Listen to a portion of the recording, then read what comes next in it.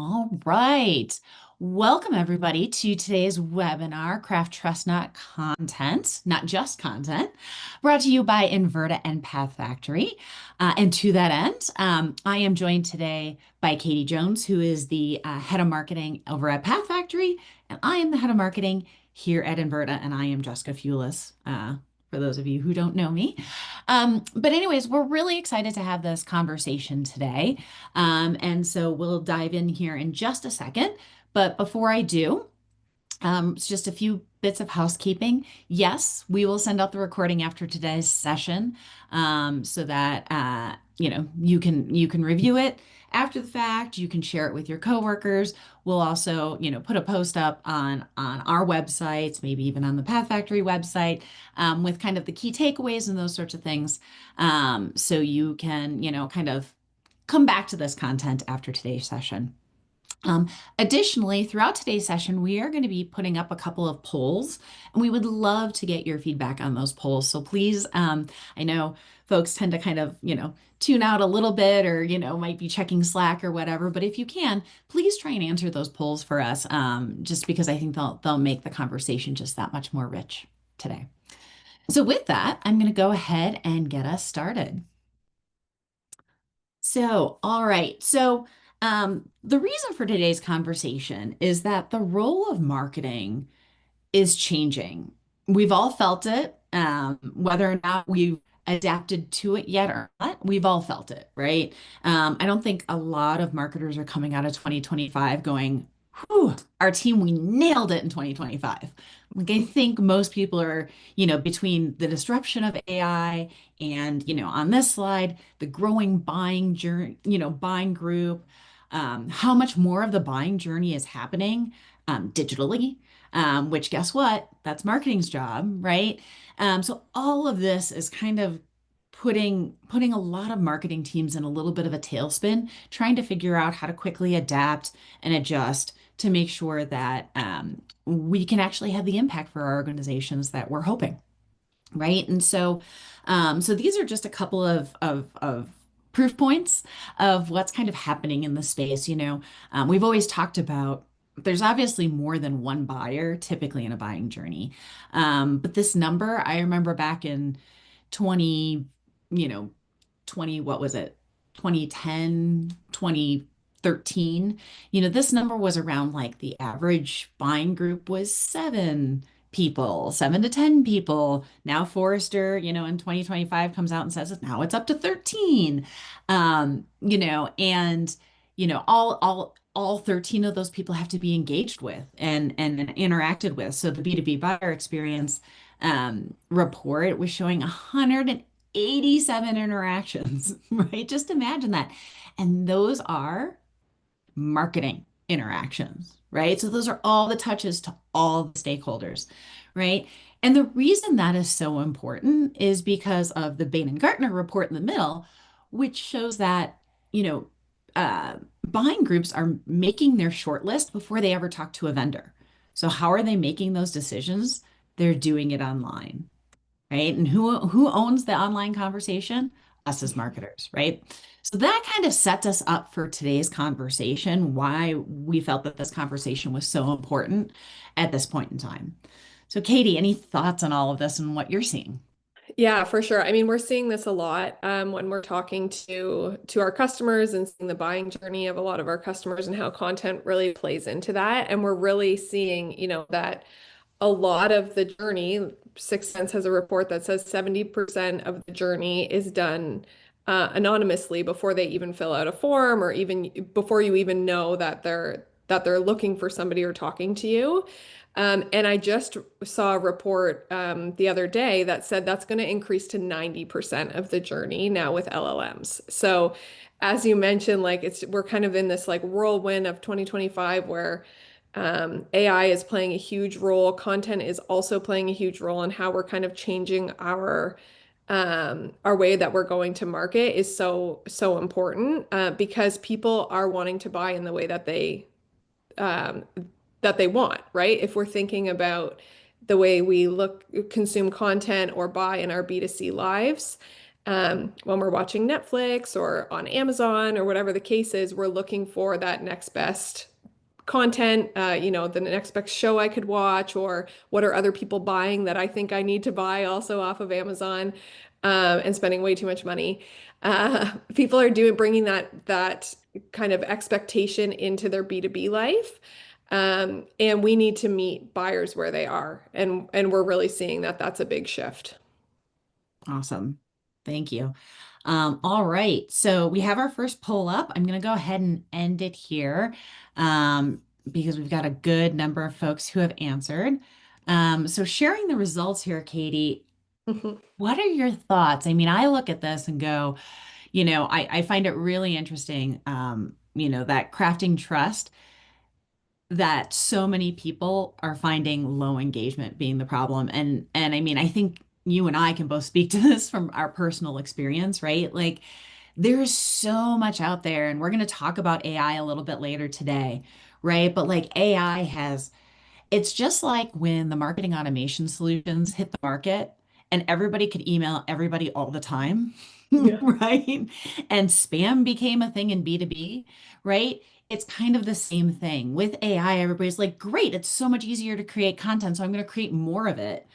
But with this flood of content in the market, right now, everything has lower engagement. So, what is everybody's reaction? Create more. So, because if this piece is only getting 50% of what I needed, now I'm going to create more pieces to make up that 50%, right? Which is not how we should be playing the game. What are your thoughts on that, Katie? Yeah, exactly. I mean, it's interesting, like the top two answers, there's a lot of generic content out there to the point that you were just saying. AI is creating all this content. We can create content faster, not better, faster. So it's inevitably going to be more generic. Especially if we're using AI to create that content, there's going to be similarities across different brands that are using the same topics. Yep. And that's going to cause this massive engagement problem with your content is that it's going to be you're not catching their attention. Nobody's going to spend their very valuable time reading or engaging with your content if it's not actually helping them make a decision or helping them in their career or whatever the case is. And that's really, I think it's hard for people to understand, is this good content or bad content? And then once you release bad content or very generic content, how quickly do you lose the trust and Yep. they come back? Totally. I mean, somebody sees an M dash, and which I know is very controversial because I know some people do actually know how to use an M dash. Yeah. So don't hate me. But Yeah. I think a lot of people when they say see an M dash, they just tune out, right? Or they see my favorite is I don't know why, but Claude loves to say everything is no fluff.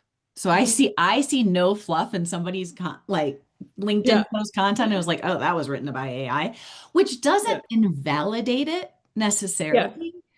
But we need to make sure that there's the right balance of AI and human intelligence For sure. to make sure that we have content that is going to establish that trust and is going to engage people. Yeah. And I think there's an interesting like feeling. I don't know if other people have felt this way, but there's like this sort of this pressure that it's like if I'm not using AI, is my content even good anymore? So an example that I've had recently is I wrote this LinkedIn post about this ABM campaign that we launched.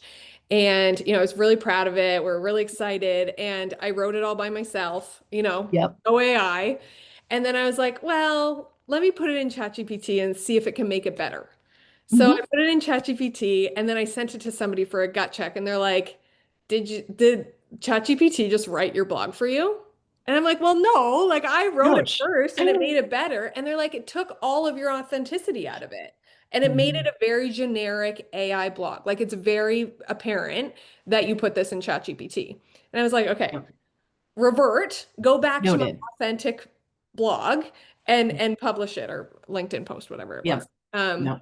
Love So it. it's Well, we're yeah, gonna it's we're interesting. gonna dive into to AI a little bit later on in this session, but I think We can get carried away here. yeah, no, no. Well, that's why we make it a good conversation. Hopefully, hopefully folks are along for the ride.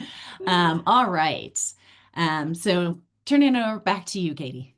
Yeah, so as we're thinking about ways to drive that engagement, make less generic content. What are the things that buyers are actually looking for? And that's we recently did a study with user evidence to really dive in to understand this, both from an external perspective to get real buyers' opinions. And then we also combine that with PathFactory content engagement data to kind of validate on the back end and kind of look at the correlations to what that looked like.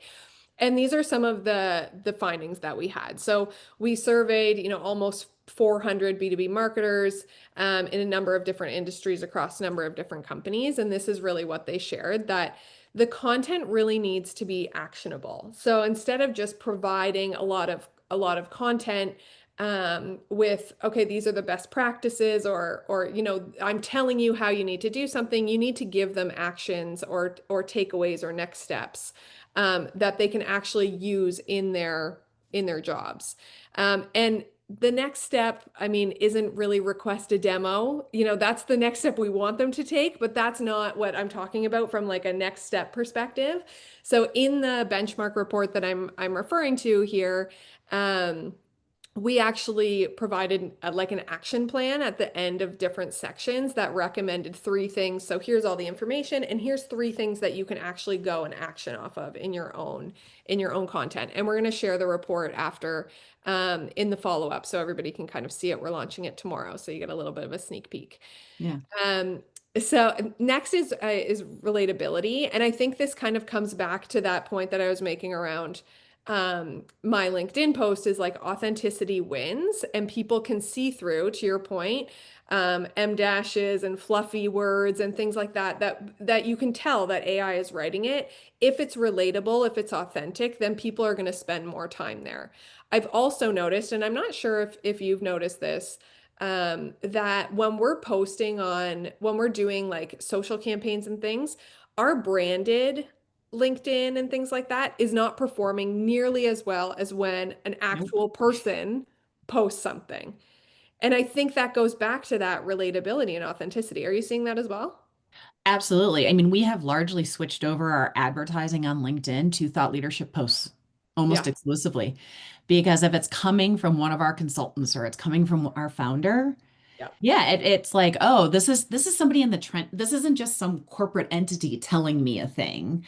This is somebody who actually Yes. experiences this day in and day out, right? And so Exactly. Yeah. absolutely it's relatable. I think the other thing to your actionable point, we've also switched over all of our marketing to providing useful templates and frameworks and those sorts of Yeah. things because just saying like here's how you should manage change management, like people Yeah. are like cool, in theory that sounds great, but when we actually provided a checklist, once again, like people are like, oh, okay, I get it, here is my checklist, here's what I need to do to prep for this, and here's what I need to do on the alignment phase and blah, blah, right, like that.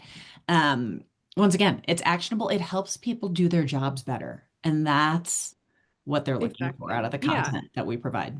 For sure. And I feel like as both of us, like in the industry of marketing, we're marketing to other marketers, we're talking to other marketers.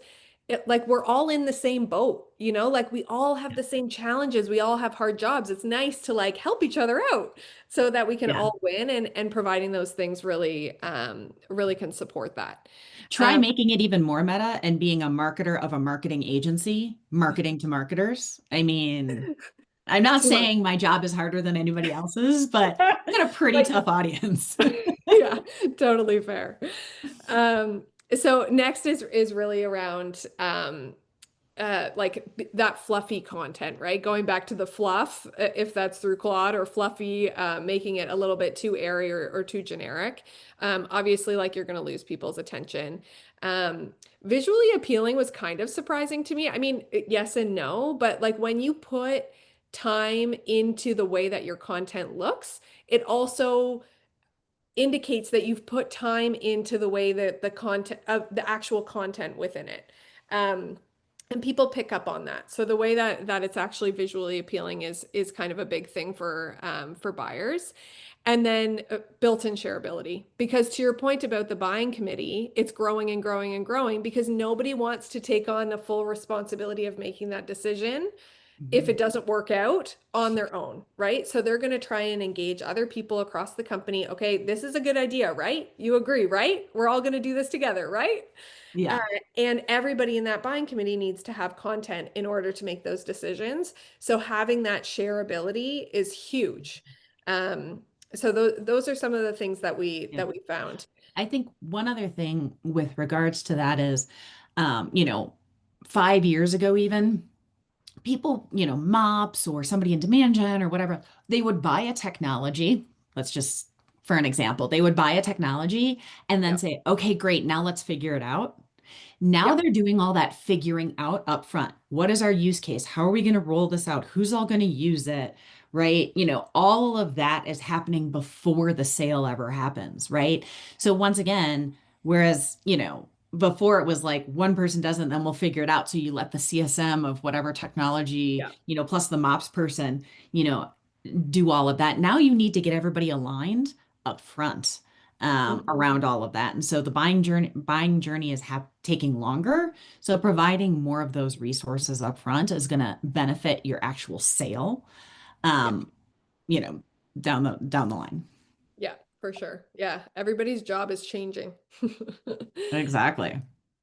So in addition to kind of getting the 400 B2B marketers' opinions, we analyzed that content and looked at the different types of content that are performing based on PathFactory data across our customer base. So we have a few things here. We're looking at, known visitors. So those are people who have provided their email address that they've made themselves known to our customers. We have unknown visitors because we can track content engagement based on um, that people that haven't actually filled out a form or made themselves known.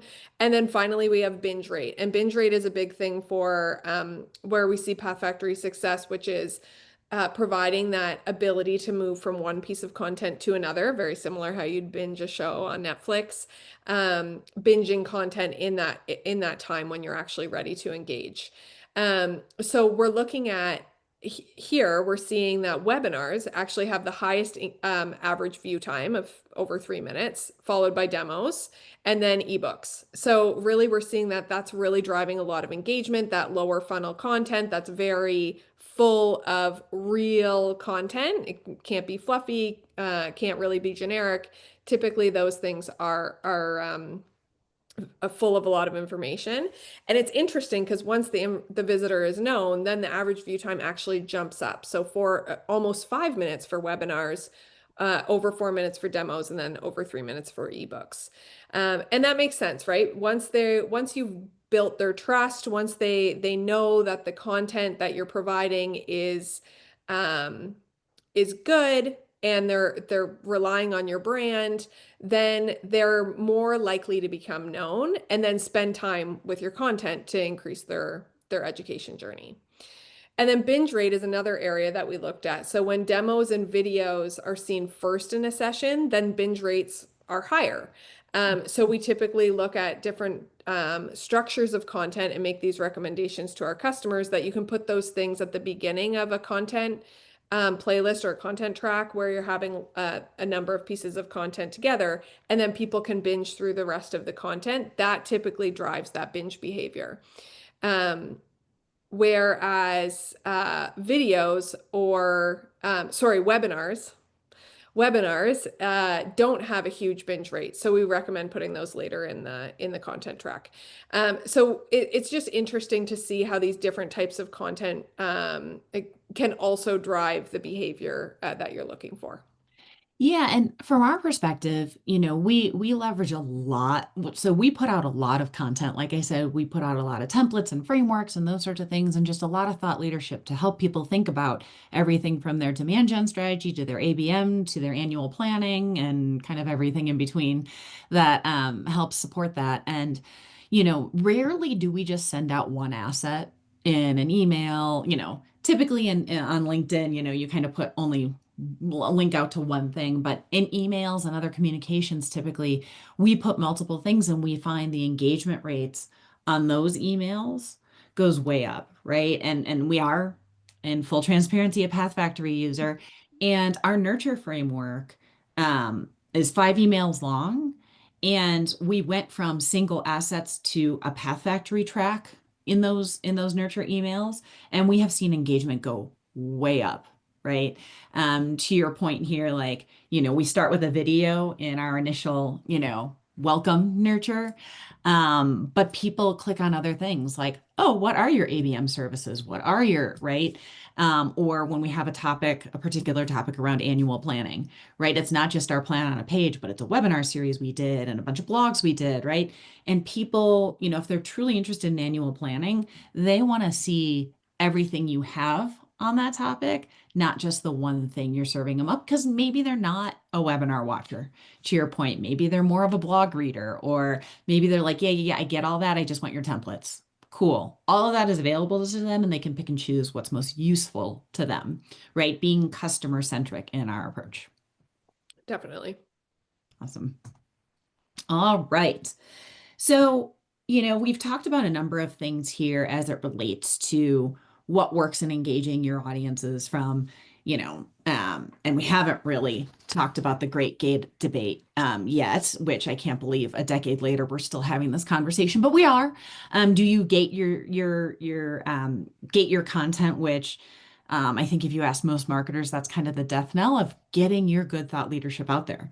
I get that it's expensive to produce and all of those sorts of things, but if you put it behind a gate, now you're prohibiting your prospective customer from learning about you or learning the thing that you want to tell because they're resistant to actually filling out a form. So, and as we know, there's buying groups. So even because one person fills out a form, they're probably then going to share that asset around with everybody else on the buying group.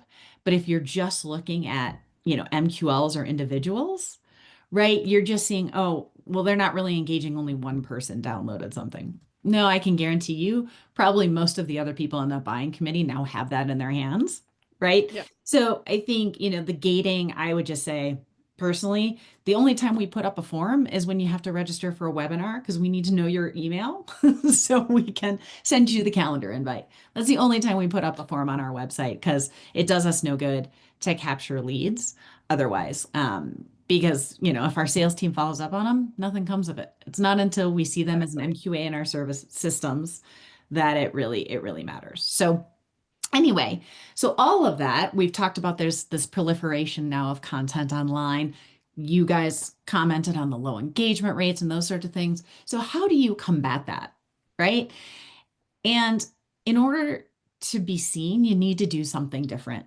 I don't know how many people saw our Who Killed ABM campaign last year, but that one was a really big boon for us. Now, that was born out of we were one of the original agencies that worked on account-based marketing starting back in 2015.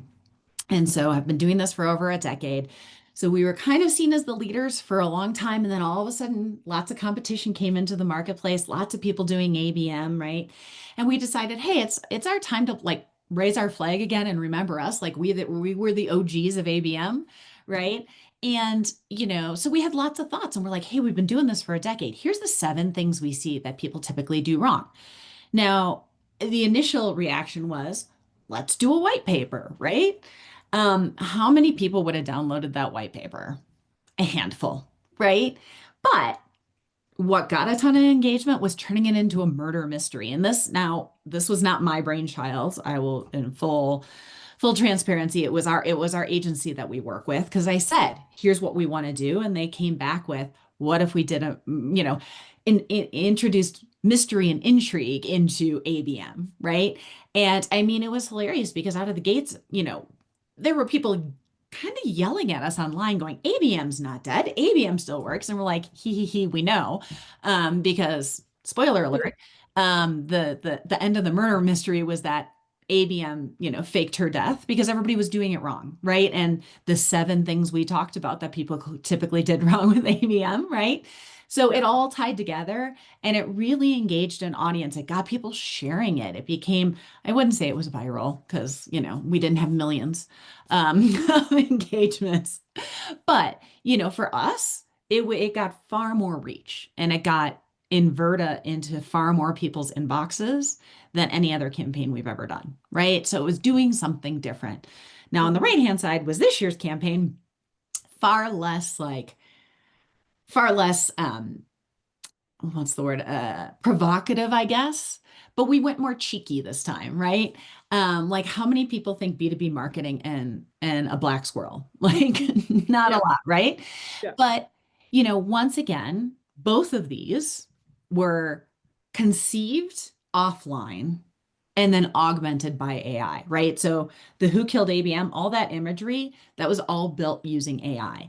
But all the articles we wrote, the concept itself, everything came from actual human beings from our creative agency, right? The same thing with the revenue marketing playbook. Like AI would never have come up with the parallel of the black squirrel having had to evolve because the revenue marketing playbook was all about marketers needing to evolve. And they came up with because this woman lived in Toronto, and she's like, well, the black squirrel has evolved from the gray squirrel because Toronto is a city and all of the roads are gray. So the gray squirrel evolved to be black squirrel so they wouldn't get run over by cars. Now, kind of a morbid analogy, but it played out throughout the entire playbook, right? And it was something that stuck out because people are like, what's up with this squirrel? We had videos, we had, and Yeah.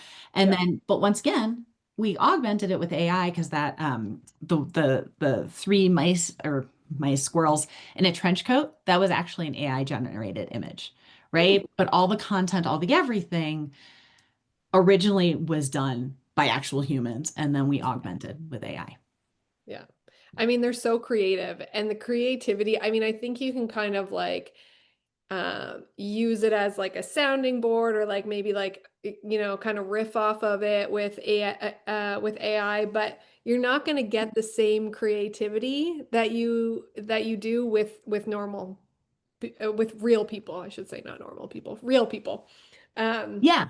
which is really, yeah, it's really interesting. I mean, the role of content writers, I mean, I think that is going, how many jobs are being taken by AI is huge right now. And obviously the role of content can't be fully taken by AI. No, no, no, because the AI doesn't have lived experiences, right? To make it relatable and authentic, like we talked about at the beginning, I think. Right. Totally. So I would say from my perspective, I'm definitely in that human-led AI assisted kind of Yeah. stance here. How about you, Katie? Yes, I would say as well, human-led AI assisted. Yep. I would say we might be verging on AI for speed because, once again, as we were talking before we started today's webinar, I am a one-woman show here doing Mm, all of the marketing for Inverta. So there's a lot, I've got a lot of plates spinning at all times. So I definitely leverage AI to do more than what I could have done as a single person for prior sure. to AI. Yeah. But it's always still authentically me or authentically Inverta first, and Yeah. then the AI comes into play. Yeah, I think the other way that we're really using AI alongside content is prepping content for to be picked up for SEO and LLMs. That's the big way. Because I mean, to your point, with a very small marketing team, we don't have an SEO or LLM, focused expertise within our marketing team. Same. And that's really where we're like kind of bouncing ideas off of, okay, what do I need to add in here? Okay, some frequently asked questions. Okay, cool. Add that in and Yep. yeah. Yeah. And I mean, it's a nice thing, because I can't always have our entire list of keywords top of my brain, Yeah, but AI can. So I can feed it things and say, exactly. hey, make sure we have enough keywords, from this list, associated with this. So once again, the content is authentically us, but AI is there for the assist, which is nice. And it looks like from our audience, Yeah. most folks are kind of in the same boat, right? Human-led AI assisted or AI for speed. A few folks have AI leading the way. That's really interesting. During Q&A, I would love to hear from some folks Yeah. how they're doing that and what their results have been. Yeah, that'd be great. Amazing. Yeah, and I think just to kind of hammer home the point on the, if your organization is wondering if a content writer or content is still relevant within your business structure, within your org chart as an actual human. I found this quite interesting. I saw this posted on LinkedIn that ChatGPT, OpenAI, whatever, is hiring a content strategist for quite a lot of money, actually, which is pretty interesting. And when you're looking at like the job role, I thought these ones were interesting. Create, write, and edit high quality content from landing pages to guides that drive Yeah. traffic and adoption. And then also partner with SEO growth and product marketing teams to identify opportunities and measure impact. I mean, it's ChatGPT and they're dealing with the same issues that we are Yep. in content writing and authenticity. So, I mean, I think if you ever need a proof point that there's still relevance within your organization, I think this is a great slide to kind of hammer that home.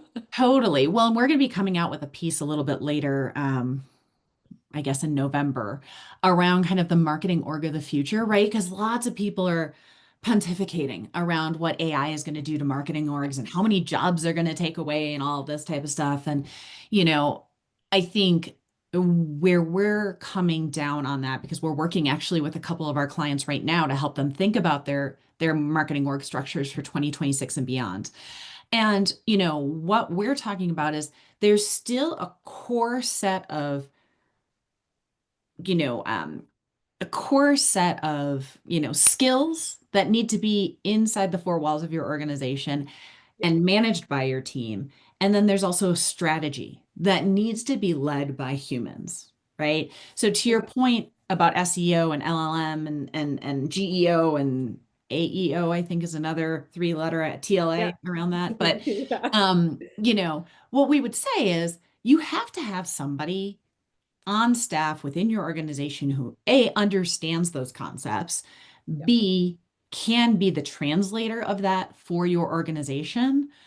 But we would argue you should probably be outsourcing the actual management of that to an agency who that is what they live and breathe day in and day out. But you have to have somebody on staff that knows how to guide them and direct them. Because for if you sure. don't, then they could go and take your website in a totally different path, going, well, this is the best practice. And you're like, yeah, but that doesn't work for my business, right? And so you could get into real trouble there. So I think, per this job description, right? This is a strategist, right? Are they going to leverage ChatGPT to write some content? Probably, but they still Probably. need to have somebody who's Yeah. their strategist. They're not handing that over to AI at this point. Yeah, exactly. I think that your point around, outsourcing some of those things to agencies, I've already seen a lot of that, across our customers. They're changing the structure of their marketing team because like LLMs are changing the way that the content is found and surfaced and provided to consumers and buyers. And it's changing so quickly that it's hard to have somebody in-house, especially on smaller marketing teams, that can keep up with the changes. And a lot of having that dedicated resource in agencies, at least while we're transitioning until we kind of figure it out. Like, I mean, I don't know if anybody like fully figured out SEO, but until we kind of get where we were before, I've seen that is very common. Yep. All right. Excellent. All right. Well, we promised ourselves we were going to do away with the slides. We tried to keep it light on slides and more conversational today. So now we're moving into kind of the next section here, which it's funny when you prep for these webinars, I feel like you end up stealing from your talk track from prior sections. So Yeah. Katie, bear with me. I'm skipping the next section that we had prepped because we Okay. actually covered everything already. So I don't want you to Perfect. throw you off. And sorry, everybody, I'm giving you a little bit of the behind baseball here, but I think that's They're okay. all marketers, they get it. Exactly. So next we wanted to talk a little bit about, so we talked about all of those touches that have to happen with marketers and how big the buying group is and all those sorts of things. So obviously there's a lot of data, there's signals, there's things like that out there that you have to negotiate and navigate in order to, as a marketer, be delivering the right content at the right time, to the right account, to the right stakeholder or set of stakeholders, depending on where they are in the buying journey, all of that type of stuff. So, how how do we identify and validate, buying committees using that digital behavior? Um, so, obviously, Katie, let's go back and forth on this a little bit, but you know, I think what buyers have signaled to us is that they want to do the work on their own, right? And so I think what a lot of organizations are going to see is that their actual sales cycle, right, is actually going to reduce in size.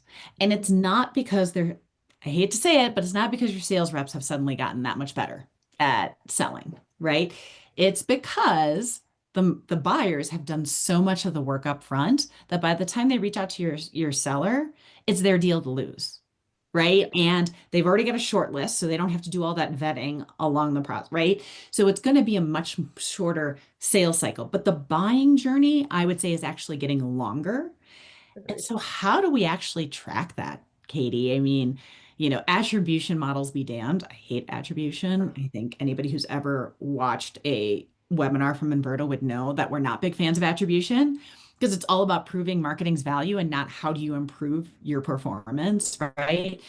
So, how are you thinking about all the signals, first, third, I guess second party, and what are you doing with that to help, you know, help deliver the right experience to those buying groups?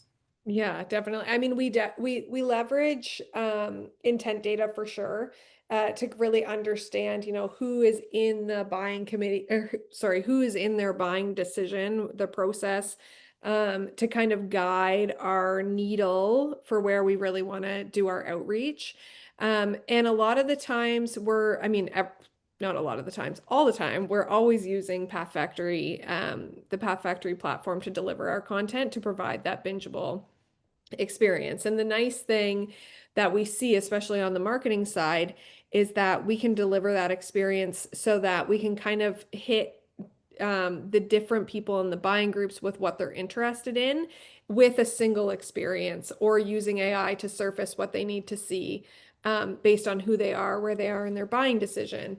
But it also allows us to surface, different types of content, videos and ebooks and webinars for not only to drive binge behavior, which is great, and the stuff that we talked about at the beginning, but my preferences might be different than yours. That might be different than somebody else's. So then we can still really engage when you actually earn the click. We can still engage with those different people in the buying committee. And then on the back end, we're really looking at the analytics tied to that. So if we're looking at, regardless of anonymous or known data, we can see, what they're looking at, how long are they spending, the topics that are associated with that. Because again, going back to the sales cycle, not only do we want to show who they should be reaching out to, at what account, who are the people on the buying committee, of course, but what are they actually interested in? Especially if you have a product that has, or if you work at a company that has a number of different product lines, this can help inform your sales team. Instead of asking all the questions that you want to ask, let's look at the signals and say, and use that to validate and allow the buyers to understand that, wow, they really understand me. They know what I'm looking for. They want to help me make that decision, and providing all of this data very easily to your sales team. I'm not sure how you feel about that, but really, I've noticed that you really just have to engage them in the systems that they're working with today, because they're not going to go out of their way to look for the data. They don't want to change the way they work. You need to kind of meet them where they are. And in our case, our sales team is always in Salesforce. So Yeah, providing that data directly in Salesforce is really the way that we like to do that. absolutely would agree. And I think most MarTech, RevTech vendors have got that hint Yeah, that if you want to be relevant, not just to the marketing org, but for to the sure. sales org, you need to appear in Salesforce, Yeah. like kind of full stop, like, because Mhm. that's where sales reps live and breathe every day.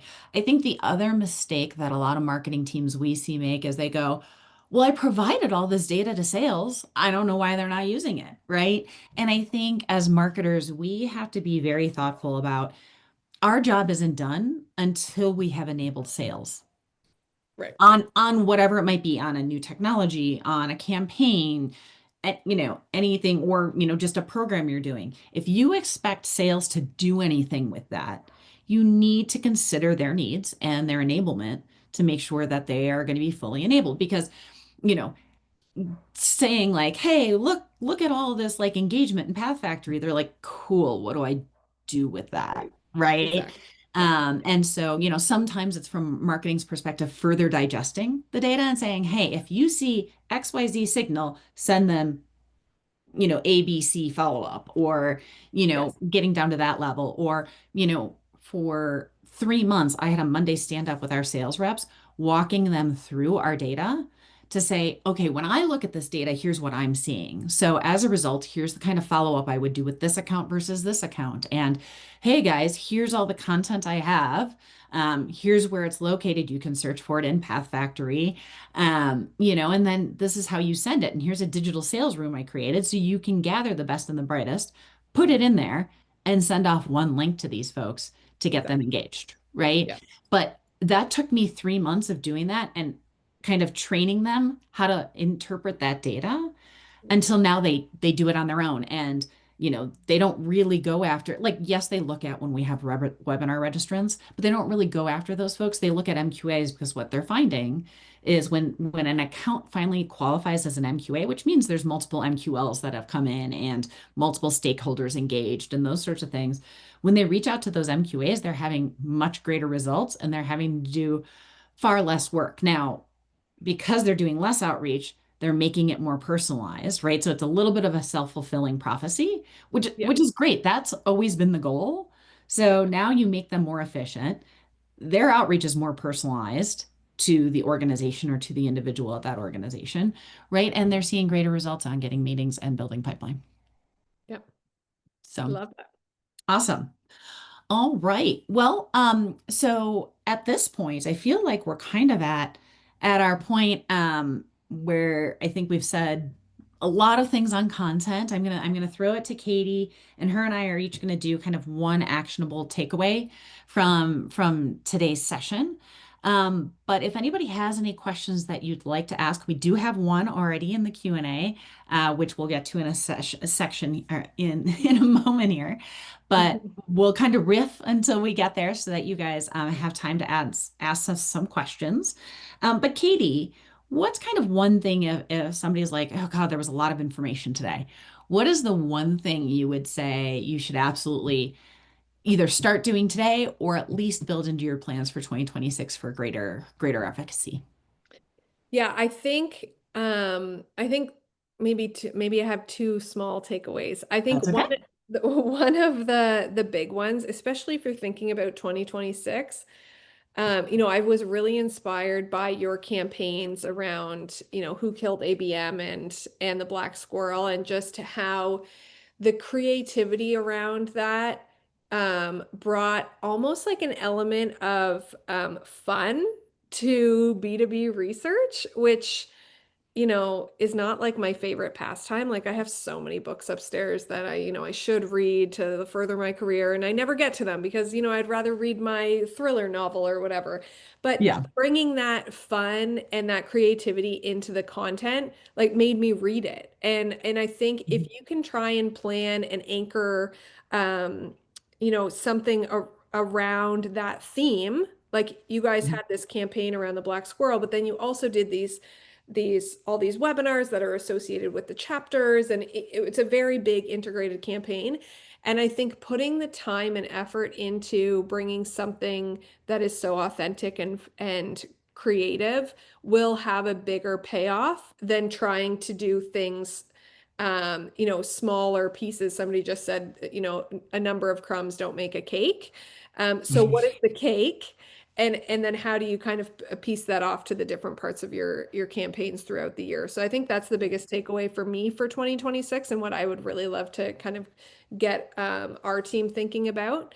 And then I think finally is just, at the end of the day, I think it's we as marketers really understand what people are looking for in that authentic and creative content, and how we should be presenting it, and it's really just trusting your gut around that to provide the best experience that you can for your buyers, to build that trust, and trying to shut out some of the extra noise around different ways of bringing in AI and things like that. Of course you want to you want to establish your career and bring those things in, but always kind of going back to your core gut to try and drive true trust and engagement through your buyers. Yep, I think that is fair. I think my key takeaway would be going kind of riffing off of your first point, which was around the creativity. I think the one thing that everybody needs to think about is you need to think about being creative earlier on in your planning process. If you wait until you get to the very end and say, well, we've got these 7 things, and so we're just going to write a white paper, you have stripped out all the creativity and then you give it over to your creative team and say, make this fun. Like that doesn't work, right? It needs to be more of, hey, what is our goal? So during your annual planning, when you have your plan on a page and one of your goals is to recapture, in our instance, it was recapture ABM thought leadership. The creativity, the next thing was, okay, how are we going to do that? And that's where the creative brainstorming had to start. Because if we got too far down the planning process, now your hands are tied and you can't be creative. So, as soon as you're starting to think high level about your goals and objectives and how you're going to achieve those, then start to engage either your in-house creative team or an external creative team to really bring that creativity to the fore. Love it. So our last poll today, great insights here. I love the creative risk taking. I think Katie and I both centered in on that. So I'm glad you guys came away with that as a takeaway. Katie had mentioned that she's going to include her benchmark report as the follow-up. And we have another webinar coming up in early October all around the creative risk taking and how to think about it and how to do it and do it well. So I will be sure to include that since it seems like most folks on this call are really interested in that. But also the strategic use of AI, that is not a surprise. I think, 2024 and 2025 were everybody's years of experimentation with AI. As we head into 2026, this is where you need to be operationalizing it. So I think that strategic use of AI is really going to be important and really figuring out what it means to your organization and how you're going to leverage it effectively. So, all right. So we have 2 questions, Katie. Okay. So I'm going to go ahead and get started on those. All right. So Rebecca had the question of visually appealing is interesting because, of course, AI can make shiny, pretty content, right? But thinking specifically of videos, a vertical video of someone in their office or walking on a street may be less visually appealing, but more personable. So, where would you draw the line between making something look nice versus making it more personable? So, I mean, those are great examples of kind of the two Mhm. the two alternatives. So, I've got some thoughts, but I'll let you kick it off. Yeah, I would definitely be interested in your thoughts here, Jessica. But I mean, I think that authenticity wins typically. So, bringing it to make it very personable and authentic to the buyer is kind of the way that I would lean. Um, I know AI can make some really cool things. I think they can also make some like silly things and some silly mistakes and where the Yeah. laptop is actually backwards and things like that that you have to kind of be careful of when you're thinking about that. But I think that personability is the way that I would structure it. Yeah, I definitely think with video, personable wins. I mean, we just did a new quote unquote corporate video, but like we included the outtakes. Like I'm off screen and my CEO looks at me and goes, "Is that good?" And we included that in the video, right? I love Like, it. I Yeah. mean, it was, and like, our 2 co-founders cracking each other up. We included it. So yes, it is a nice polished video, but it's still very real, right? And that was, I think, long gone are like the super corporate videos. Like, I don't think, Yeah. I don't see a lot of them, quite honestly, anymore. But I No. think what I heard when you talked about visually appealing was content, right?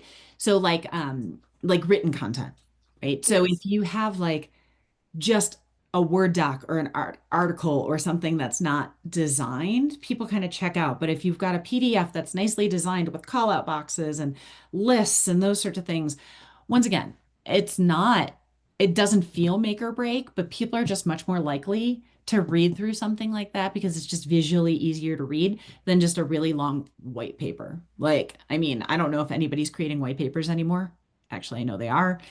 I would just say stop with the white paper, build guides, build other things, but make them more visually appealing because the long white paper, all that's going to happen is somebody's going to feed it into AI and say, give me the high points. Exactly. That's Yeah. definitely what I do because I Yeah. cannot stop reading those. Yep. All right. The second question we have is you touched on getting sales to better follow up after a webinar. What about motivating sales to invite their accounts to live events or ensuring that they follow up with key contacts after an event? And how can marketing better support them in pre and post event follow up? Oh God, this is a whole webinar in and of itself. But admittedly, I this has always been something that I'm very passionate about. And I feel like if you fake it, your sales team is going to feel it, right? If you're not invested in their success, they're like, why am I going to do this? It has to be authentic. It has to be from a place of, I care about you hitting your quota, right? And I've always said to my sales team, I don't do marketing for my own health or for my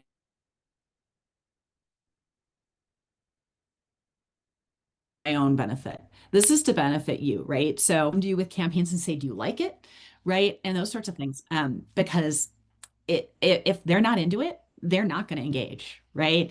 At a prior company I was at, we had a new head of demand gen that came in and was like, "Oh, I had this thing that worked great at another company," and she put together this really extensive, elaborate campaign that resulted in the SDRs being able to send out, $20 Starbucks gift cards to get a meeting, and the SDR team and the sales team revolted. So she did all this effort, right? Thought this would be a great thing. This is going to be your way to get meetings. And they're like, ew, it feels gross buying meetings. And they didn't like it and they wouldn't do it, right? And so in that instance, they weren't engaged beforehand for their input. And afterwards, then they didn't follow up. So I think it's really being that true partner to your sales team. I feel like the rest of it will come. It's just going to be an organic outcome of that, but really being invested in their success. And, your campaign doesn't succeed unless they succeed. Going into with that attitude, the how do you prep them before and after, that is just a natural outcome of that sort of actual caring and that being in it together sort of attitude. Yeah, I definitely agree with that. And I think the other piece is just make it as easy as possible for them. So what we try to do is just do like, I mean, for the very basic answer to your question is like if we're having a webinar or an event or something, as the marketing team, we put together an overview of like, I mean, we make sales loft cadences for them that we write and put them in sales loft. So all they have to do is send. But we also kind of give them an overview of what we're hoping to achieve in the webinar, a few of the takeaways that they could see, and then obviously the link to the page, make it very easy. And then the follow-up, we also make it pretty easy for them. We write the emails for them. We takeaways, pull out some takeaways from it. And then make it very, we have a smaller team, so maybe it's more manageable, but we make it very apparent. These accounts came to the webinar, they're in pipeline or you're already talking to them. Make sure, Bob, you go and follow up with this company, and Sally, you go and follow up with that company. So we try to make it very, very easy, very explicit, because it's also very, like, it's a lot of work for marketing to do these things and then feel like it's not going anywhere. So those are really the ways that we do it. Totally agree. Awesome. All right. Well, I think we're coming to the end here. So appreciate everybody's time today. And as a thank you for spending time with us, um, Katie and I are here to talk about your 2026, to dive deeper on anything we talked about today. We're in the thick of it with you, right? Us being marketers, marketing to marketers, we are in the thick of it too. We're thinking about okay, what has worked in for us in 2025? What are we going to carry forward? What are we going to stop doing? What sort of new things are we going to try in 2026? Obviously, today's conversation was around content, but obviously, we have a lot of other things on our plate beside just content as well. So, we're here to have some brainstorming conversations. So, if anybody is interested, feel free to reach out at marketing@inverta.com, and I will get time set up with Katie and myself and you to just have a bit of a peer-to-peer brainstorm and see what kind of magic can come out of it. So, anyway, with that, I think we're going to conclude today. So, thank you, Katie, for being my partner in crime on this today. Thank you, Jessica, for inviting me. It was fun. Absolutely. And thank you, everybody, for joining us. And feel free to reach out anytime. And best of luck as you think about your content moving into 2026. Thanks, everyone. Thank you.